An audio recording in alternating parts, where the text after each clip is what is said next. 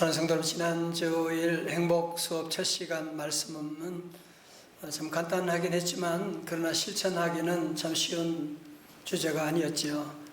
마태복음 5장 3절의 말씀 시작. 심령이 가난한 자는 복이 있나니 천국이 그들의 것이며. 아멘.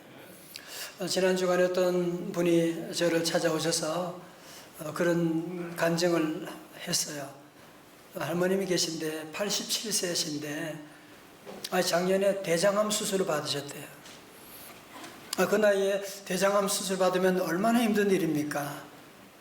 정말 원망할 수 있는 하나님, 나를 왜 이렇게 안 드세요? 그렇게 할 수 있는데 이 할머니가 이런 어려운 가운데 수술 마친 다음에 수술 받게 돼서 감사하고 하나님이 나를 살려주셔서 감사하고 그러면서 그 전보다 더 열심히 섬기고 그런 기도하는 그런 모습을 보면서 그 전보다 더 건강하고 더 행복하게 살아가고 있습니다. 그런 간증을 듣고 그렇다. 여러분, 이것이 바로 심령이 가난한 자가 얻는 하나님의 축복이 아니겠습니까?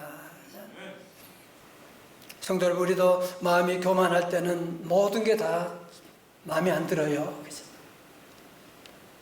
식사도 주변의 모든 것 다 마음에 안 들지만 우리 마음이 가난해지게 되면 정말 내게 주어진 모든 크고 작은 선물들, 물 한 모금 마시는 것도, 전 아까 아침에 물병에 물을 열면서 내가 지난번에 팔이 아플 때는 물도 못 열었는데 물을 열 수가 있구나 하나님께 생각하니까 너무너무 감사하고, 나 같은 죄인에게 베푸신 하나님의 그 은혜가 너무너무 감사하여 눈물이 나지 않을 수가 없습니다. 그래서 마음의 가난한 자에게 주시는 하나님의 두 번째 복이 무엇이냐면 그것이 바로 마태복음 5장 4절의 말씀 요절입니다. 다 같이요, 시작. 애통하는 자는 복이 있나니 그들이 위로를 받을 것이며. 아멘. 제가 본문을 좀 더 쉽게 번역해 본다면 복이 있도다 애통하는 자여, 왜냐하면 그들이 위로를 받을 것이기 때문이다. 자, 여러분, 그런데 보세요. 여기서 나오는 애통이라고 하는 이 말은 헬라어로 펜테오라고 하는 말인데 그냥 우는 정도를 말하는 게 아니에요. 펜테오라고 하는 단어는 헬라어에서 슬픔을 나타내는 단어 가운데 가장 강한 뉘앙스를 가지고 있는 단어로, 가장 사랑하는 사람이 갑자기 세상을 떠났을 때 여러분, 그때 흘리는 눈물, 그때 흘리는 애곡, 통곡하는 것, 바로 주님은 오늘 여기서 그 애곡 펜테오에 대한 말씀을 여기서 하고 있는 것이거든요. 그런데 세상 사람들은 애통하는 자는 복이 아니라고 말하죠. 애통하는 자는 저주받은 것이라고 말할지 모르지만 우리 예수님은 애통하는 자는 복이 있나니라고 말씀하고 계세요. 자, 그렇다면 우리 주님이 말씀하시는 그 애통은 무슨 의미를 가지고 있을까? 여러분, 성경 이스라엘 역사 가운데서 가장 위대한 인물을 꼽으라고 한다면 그 중에 한 사람은 다윗이 꼽힐 수가 있을 겁니다. 여러분, 다윗이 왜 위대한 삶, 의로운 삶, 다윗이 그런 죄가 없는 삶이 아니었거든요. 그는 간음죄를 저지르기도 했고 우리아 장군을 전쟁에 보내서 살해한 살인죄를 저지르기도 했고, 물론 그 당시 고대 문화로 본다면 큰 죄는 아니라고 할 수가 있지요. 그죠? 여러분, 현대 사회에도 권력자들 별거 아닌 것 가지고 별의별 짓을 다 하고 있는데, 여러분, 3000년 전에 그 고대 왕으로서 간음죄, 살인, 이걸 무슨 죄라고 죄책감 가지지 않아도 될 수 있는 문제였거든요. 그럼에도 불구하고 다윗은 왕이지만 그는 하나님 앞에서 자신을 바라보면서 하나님 앞에서 지은 모든 죄가 너무너무 크고 괴롭고 원통하고 애통하여서 그는 하나님께 애통하며 쓴 시가 바로 시편 6편 6절의 말씀입니다. 내가 단식함으로 피곤하여 밤마다 눈물로 내 침상을 띄우며 내 요를 적시나이다. 다윗은 왕이지만 그 지은 죄 때문에 괴로워서 밤마다 눈물로 침상을 적시는 회개 시간을 가졌기 때문에 하나님께서 그를 의롭게 여겨주셨던 것입니다. 그렇습니다. 하나님의 은혜가 임하면 누구나 다 눈물이 나게 되어 있는 것입니다. 제가 우리 교회 목회를 하면서 보면 교인들 가운데 지난번 새가족 만남도 가지고 보면 우리 교회만 말씀 드릴 때 왜 그런지 모르게 눈물이 난대요. 특별히 남자분들 가운데도 눈물 흘리는 분들이 참 많이 계십니다. 왜요? 하나님의 은혜가 임하니.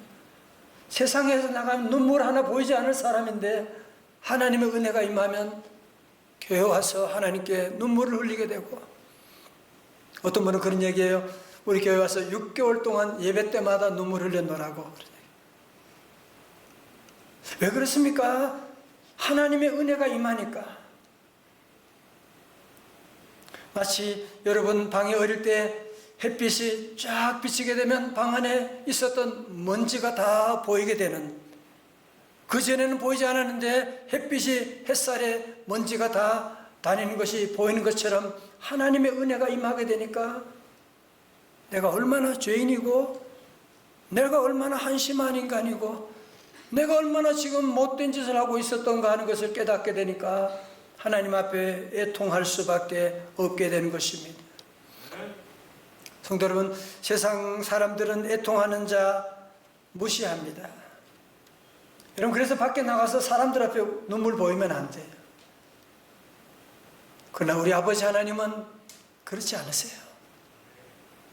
오늘 주님 앞에 나와 흘리는 눈물, 애통하는 자는 복이 있나니 그들이 위로를 받을 것이며, 오늘 주님은 우리를 위로해 주시고 눈물을 닦아 주시고 우리의 모든 어려운 문제에서 우리를 구원하여 주시는 줄로 믿습니다. 유진 피터슨의 메시지 성경에서는 마태복음 5장 4절 이렇게 번역하고 있어요. 가장 소중한 것을 잃었다고 느끼는 너희는 복이 있다. 그때야 너희는 가장 소중한 분의 품에 안길 수가 있다. 여러분, 갑자기 큰 슬픔을 당한 가정을 여러분이 찾아갔을 때 어떡합니까? 할 말이 없잖아. 무슨 말로 위로해요? 그때는 그냥 안아주고 함께 우는 것이에요. 예, 그 말씀하는 거예요. 우리가 살다 보면 때로 소중한 것을 잃어버릴 때가 있거든. 너무나 갑작스러운 감당할 수 없는 슬픔 가운데 처할 때가 있거든. 그때 우리 주님께 나오면 우리 주님께서 가장 소중하신 그분께서 우리를 꼭 안아주시면, 그런 감정 많이 들어요. 교회 와서 눈물을 흘리고 기도하는데 누군가 뒤에 와서 나를 안아주는데 누군가 돌아보면 아무도 없는, 하나님이 나를 꽉 안아주는 그런 위로하심이 우리에게 함께 하시거든요. 시편 84편 6절에 그들이 눈물 골짜기로 지나갈 때 그곳에 많은 샘이 있을 것이며 이른 비가 복을 채워 주나이다. 아멘. 우리 교회도 오셨던 암 전문의 이병욱 박사님, 장로님은 울어야 삽니다라고 하는 책에서 마음의 감정의 독소들이 쌓인 상태에서 몸에 있는 암세포만 떼어내는 것은 의미가 없다. 마음과 몸을 함께 돌보는 심신의학적인 접근이 필요하다. 그러므로 마음의 응어리를 풀어 독을 빼내야 하는데 가장 효과적인 수단이 눈물이다. 그러면서 이분이 암치료법을 이렇게 소개합니다. 저는 환자들이 고통스러운 감정을 쏟아 놓으며 마음껏 울게 합니다. 많이 울고 크게 우는 환자들이 회복과 치료가 빠른 것을 수없이 보아왔거든요. 웃음 치료와 눈물 치료를 병행하는데 눈물 치료가 더욱 효과적이었습니다. 감정의 바다에서 웃음이 파도라면 눈물은 해일과 같아요. 눈물을 통해 우리는 극적인 카타르시스를 경험합니다. 그러면서 이분이 마지막으로 한 말이 눈물은 하나님이 주신 천년 항암제입니다. 성도 여러분, 우리가 그냥 우는 것만으로도 상한 마음을 위로할 수가 있는데, 나를 가장 잘 아시고 나를 만드시고 나의 오장육부를 다 만드신 그 하나님 아버지 앞에 울 때 우리 하나님께서 애통하는 자를 위로해 주신다. 성령님의 별명이 뭐예요? 위로자, 컴포터잖아요. 우리가 주님 앞에 눈물 흘릴 때 위로하시는 성령님께서 우리를 만져주시는, 도와주시는, 그냥 눈물 닦아주는 정도가 아니라 주님은 놀라운 풀림의 역사를 이루어 주시는 줄로 믿습니다. 시편의 다윗은 이렇게 노래합니다. 시편 56편 8절에 나의 유리함을 주께서 계수하셨사오니, 다른 말로 하면 나의 불안함을 주께서 헤아리시고 나의 눈물을 어디에? 주의 병에 담으소서. 이것이 주의 책에 기록되지 아니하였나이까. 성도, 우리가 주님 앞에 나와 흘리는 눈물 헛되이 사라지는 거 아닙니다. 주님께서 그때마다 주의 병에 우리의 눈물을 다 담으시고 때가 되면 주님께서 다 놀라운 구원의 놀라운 역사를 이루어 주시는, 그래서 우리가 주님 앞에 흘리는 눈물 절대로 헛되지 않는다는 겁니다. 주님이 그 눈물을 주의 병에 다 담아주신다고 하는 것이거든. 함께 찬양하겠어요? 하나님 사랑의 눈으로 너를 어느 때나 바라보시고, 하나님 인자한 귀로서 언제나 너에게 기울이시니, 어둠의 밝은 빛을 비춰주시고 너의 작은 신음에도 응답하시니, 너는 어느 곳에 있든지 주를 향하고 주만 바라볼지라. 김한영님의 울꽃이라는 짧은 시가 있습니다. 할머니 어디 가요? 예배당 간다. 근데 왜 울면서 가요? 울려고 간다. 왜 예배당 가서 울어요? 울 데가 없다. 우리의 가슴을 멍하게 하는 시가 아닙니까? 여러분, 세상 어디를 돌아봐도 우리가 울 데가 어디 있습니까?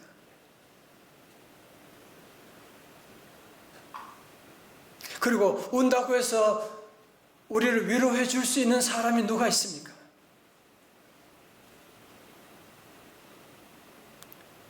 아내가 아무리 나를 사랑한다고 해도, 남편이 나를 사랑한다고 해도 내 실존적인 아픔 가운데 있는 위로를 어느 누가 위로할 수가 있겠습니까?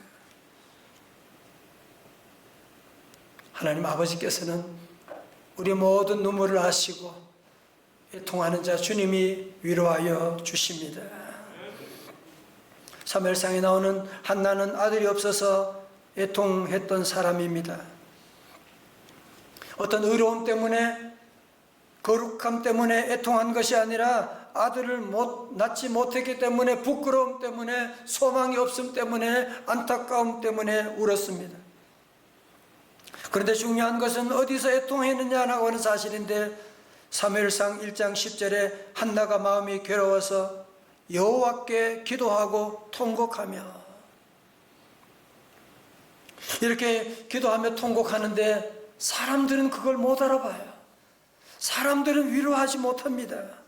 아니, 심지어 제사장마저도 그렇게 통곡하며 기도하는 여인을 술 취한 여자로 오해하니까 한나가 이렇게 대답합니다. 15절에 우리 찬양대 한번 해줘요. 시작.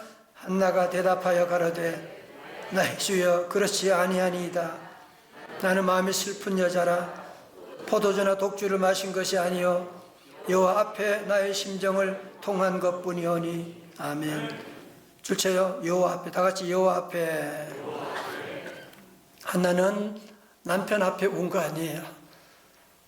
남편이 한나를 너무너무 사랑하지만 그것으로 한나의 문제를 해결할 수는 없었어요. 한나는 여호와 앞에 나의 심정을 통하노는. 여러분, 주님 앞에 나와 할 일이 뭐예요? 주님 앞에 나의 모든 심정을 다 통해놓는 것입니다.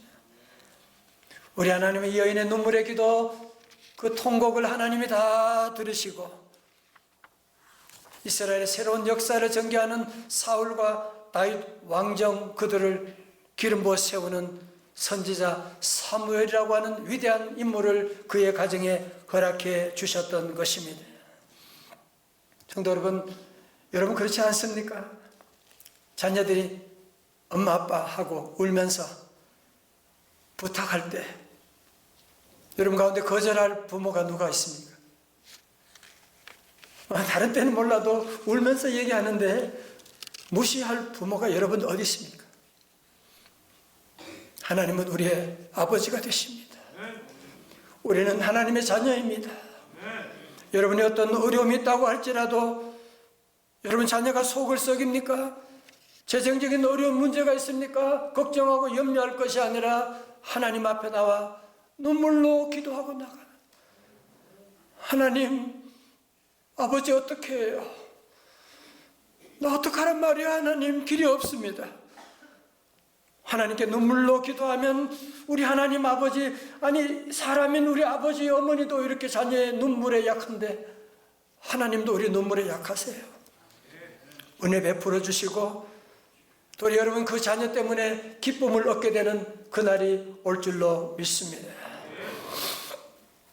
한 예배당의 대낮부터 한 부인이 흐느끼며 울고 있었습니다. 이 모습을 본 교회 목사님이, 부인 무슨 일이 있었나요? 부인의 대답은, 제 아들이 이단에 빠졌습니다. 죄악에 빠졌어요. 아들 어거스틴은 결혼도 하기 전에 18살에 사생아를 낳고 만이교라고 하는 이단에 빠지는 등 방탕한 삶을 살았습니다. 아무리 기도해도 응답이 없어요. 10년, 20년 기도해도 응답이 없어요. 그러나 모니카 어머니가 할 수 있는 아무것도 없으니까 참회록 보면 아들에게 아무리 타이르고 조금 말해도 아들의 어머니를 속이고 나가는데 어쩔 도리가 없는 거예요. 그때 암브로시우스라고 하는 목사님이 유명한 말을 했다고 하죠. 눈물로 기도하는 어머니가 있는 아들은 절대로 망하지 않습니다. The son of so many tears could not perish. 눈물에 기도하는 자녀, 그런 어머니가 있는 자녀는 절대로 망하지 않는다. 이 말씀을 듣고 어머니 모니카는 끝까지 기도합니다. 10년, 20년 기도합니다. 마침내 그 아들이 32살 때 늦은 나이에 소나기 같은 눈물을 쏟아내고 하나님 품으로 돌아오게 됩니다. 그리고 그 다음에 어머니는 56살 이른 나이에 세상을 떠나고 말게 됩니다. 오거스틴은 그 후에 그의 참회록에서 이런 어머니의 믿음과 눈물의 기도에 대해서 이렇게 기도하고 기록하고 있습니다.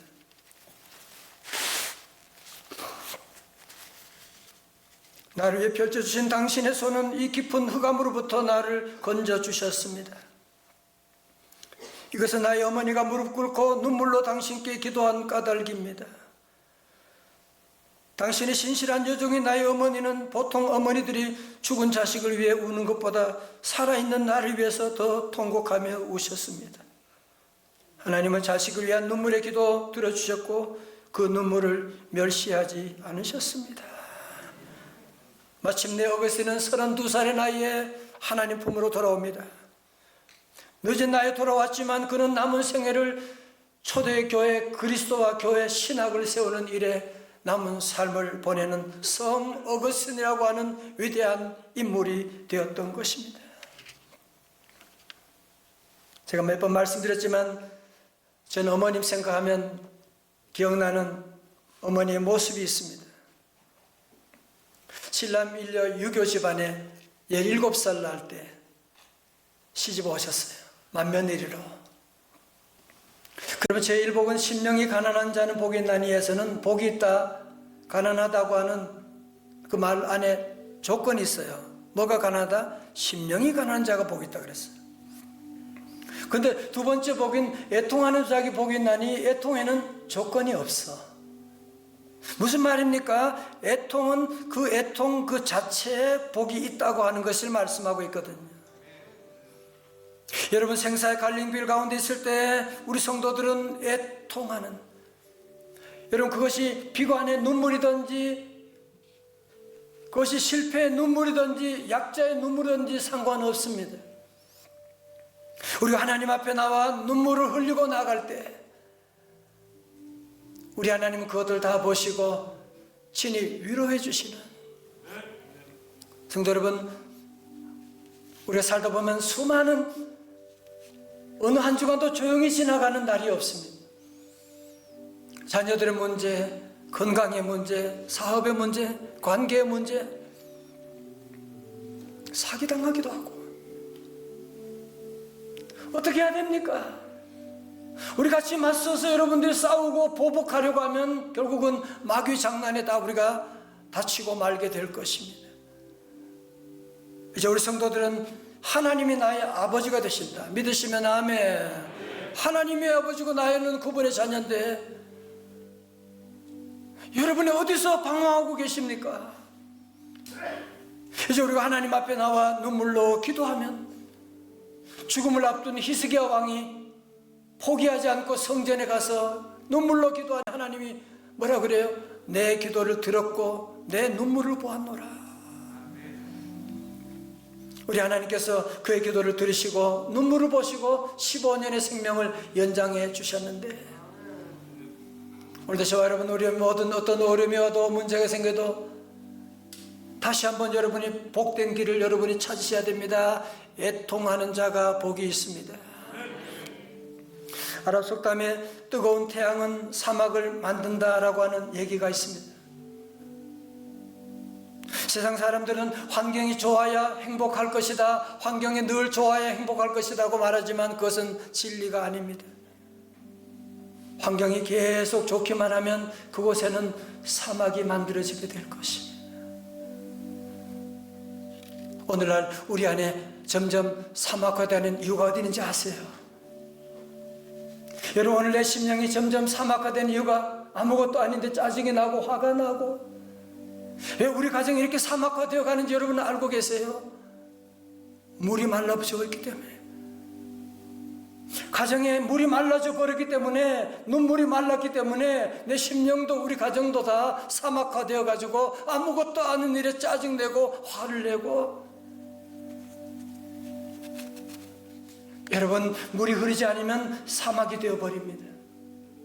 오늘 저와 여러분 심령 가운데도 눈물이 메말라 버리면 사막화 되어버리게 됩니다. 다시 이제 우리 주님 앞에 나가서 애통하는 자가 되어야 되지 않겠습니까? 걱정하는 것에는 복이 없습니다. 자녀 때문에 눈물 흘리고 자녀 때문에 여러분들이 걱정하고 잔소리한다, 그것으로 아무런 문제가 풀리지 않습니다.